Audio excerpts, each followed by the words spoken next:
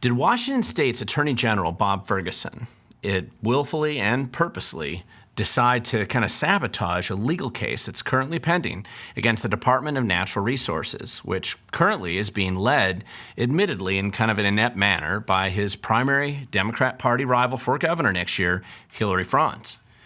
Now let's take a closer look. You can decide, and I want to hear what you think. Now, I've done a few stories about the Washington State's 2024 governor's race, which is kind of heating up right now in late 2023.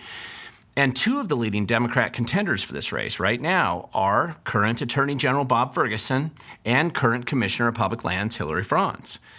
Now, Hilary Franz is essentially in charge of the Department of Natural Resources in Washington State. And my past videos have discussed some of Franz's early moves against Ferguson, who is considered the Democrat frontrunner right now, at least when you look at how much money he's raised. But a recent ruling by a judge in Mason County Superior Court right here, and I'm going to link to it down below, that raises further questions about Ferguson and his management or mismanagement of his office.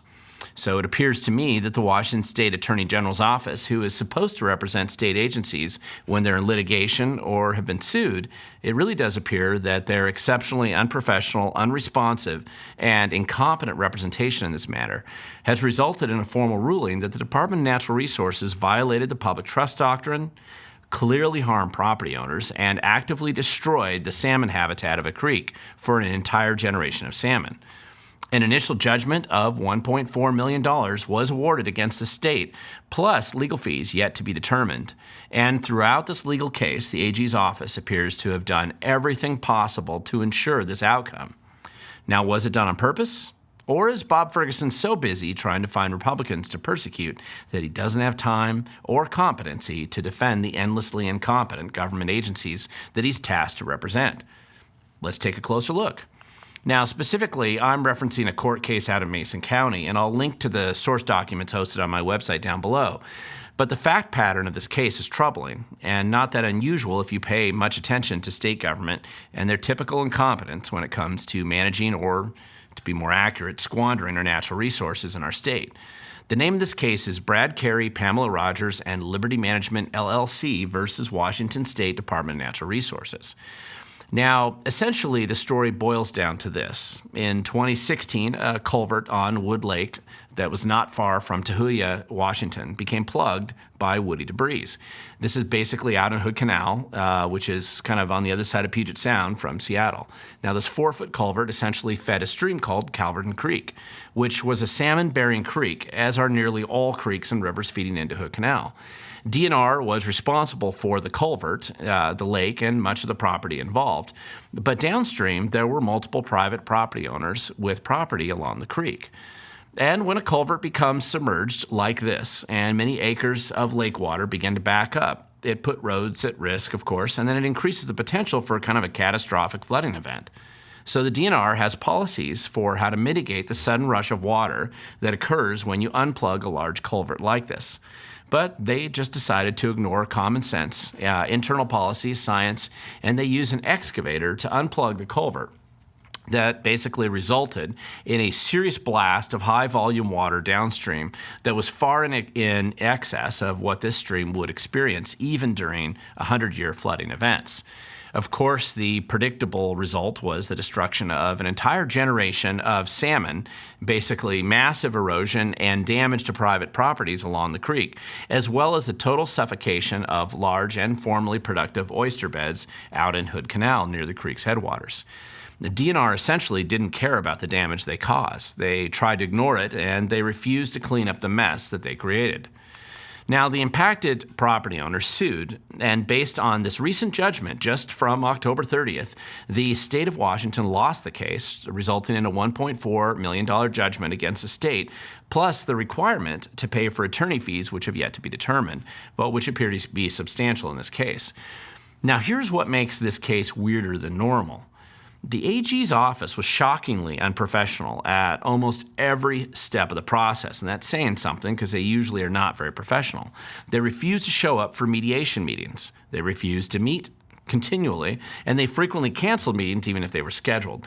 Their motion practice in the middle of active litigation was amateurish or unprofessional, and really it was entirely unserious most of the time, which actually made this case much more costly than it needed to be. And based on the documents filed in court, it appears that the judge was disgusted by the AG's behavior as well.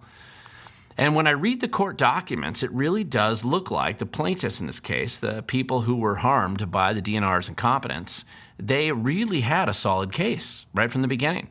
When I read the quotes from the deposition of the DNR's employees, it's obvious that they were incompetent and didn't bother to even care about the damage that they were doing. Frankly, none of this really surprises me, as the state agency has seriously degraded under the incompetent management of the last two commissioners of public lands, not just Hilary Franz. However, it's exceedingly rare for a private person to prevail against the state in our state court system. And most of the judges, in my experience, and my strong opinion, are severely compromised. However, the AG was so incompetent in this case, it wasn't even possible for a judge to pretend that the state had anything close to an argument here. Now, is this incompetence just another day at the office for Bob Ferguson, or is it a subtle dig at Hilary Franz, who is Ferguson's leading Democrat challenger in the primary? You can decide, but regardless of why the AG was so embarrassingly bad, I believe that the private property owners were clearly harmed, and they deserved the win that they just received. Unfortunately for you and I, the taxpayers who are essentially subsidizing the clowns who work in government, supposedly for us, we seem to continue to witness case after case, example after example, avoidable situations where these clowns essentially cost the taxpayers a lot of money. And nobody in government causing the damage or inflicting these costs is ever held personally accountable. Now, there are more cases out there just like this. This is just the tiniest tip of the iceberg when it comes to just how bad these guys in government really are. But it is an easy one to see, and just the latest in many examples of this type of behavior. You and I are basically paying for it. These private property owners, they had to pay for it. And the compensation they're receiving now, 7 years after the damage was done, is long, delayed, and then apparently it really looks like it's very well deserved. Now, our Attorney General Bob Ferguson is willing to dedicate massive staff time to sue Donald Trump, more than all the federal litigation initiated by that office in modern state history, just on an obsession with one guy that he didn't like. Plus, of course, he used these mostly trivial suits to feather Ferguson's campaign coffers. Ferguson has also squandered massive resources harassing Tim Eyman over a decade now, for no benefit to the people, but helpful to Ferguson's fundraising efforts. I mean, conveniently, he always issues a fundraising email every time something happens in that case. Ferguson's office has been caught repeatedly trying to destroy or hide records from the public, and these have resulted in taxpayer-subsidized fines. On top of this, Ferguson has lost high-profile, openly weird political lawsuits like the one that he lost against Value Village, with no clear benefit to the public and costly exposure to the taxpayers.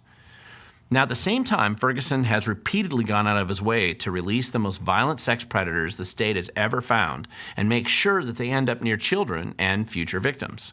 Ferguson has turned a blind eye to the escalating crime wave, and he's focused instead on harassing political enemies. Ferguson did nothing when organized violence resulted in a secession movement in Seattle and was nowhere to be found when people actually expect a leader to be present. And of the hundreds of attorneys who work in his office or who donated to his campaign and benefit from special contracts that his office ends up granting them, none of them can bother to even show up and defend the state when the state is clearly behaving badly like they were in this case. Now, something stinks in the AG's office, and it's more than just the incompetence of his political rival, Hilary Franz. All of these guys need much closer scrutiny because it is more than just their incompetence, corruption, and dishonesty. When they screw up and fail, you and I pay the price every time. Now, thank you for watching this video, and feel free to share it with others. More people need to know the truth about our government and what they are really doing, even on a local level like this story. However, you can only do this if you actually show up, because in the end, the future belongs to those who show up.